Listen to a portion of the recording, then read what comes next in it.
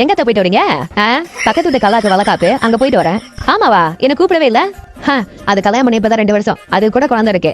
உனக்கு கல்யாணம் பண்ணி 10 வருஷம் ஆச்சு. ஒரு புழு பூச்சி கூட இல்ல. புழு பூச்சி கேட்டீங்கன்னா நானே பூச்சி வந்து கொடுத்துருப்பேனா? எதுக்கு அவள்கிட்ட கேட்டீங்க? உன் பொண்டாட்டிய சொன்னா உனக்கும் பொத்துக்கிட்டு வந்துருமே.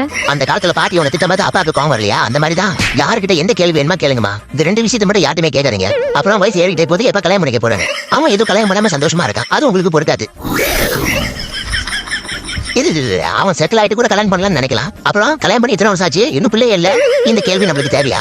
அவங்க என்ன பிரச்சனை கோ த்ரூ பண்றாங்கன்னு நம்மளுக்கு எப்படி தெரியும்? பொல்லாத பிரச்சனை. உன் பொண்டாட்டி காலையிலே அடுப்பு தூக்கிட்டு போயிட்டு அந்த சோஃபால உட்காந்தானா ராத்திரி வரைக்கும் சீரியல் பார்த்துட்டு இருப்பா. அந்த சோஃபா பாரு பேஸ்மெண்ட் கட்டுற அளவுக்கு குதியாக்கி வச்சிருக்கா. தலாக்கு கூட தான் பிள்ளை நடந்துச்சு 2 வருஷமா. இப்ப எப்படி வந்துச்சு பிள்ளை? சத்தம் போட்டு பேசாதம்மா, சந்தேகப்பட்டு போறாங்க. டிக்டாக்ல வம்சம் பேஜ்னு ஒண்ணு இருக்கு. நேரா போயிட்டு அந்த டாக்டர்ஸை பார்த்தாங்க.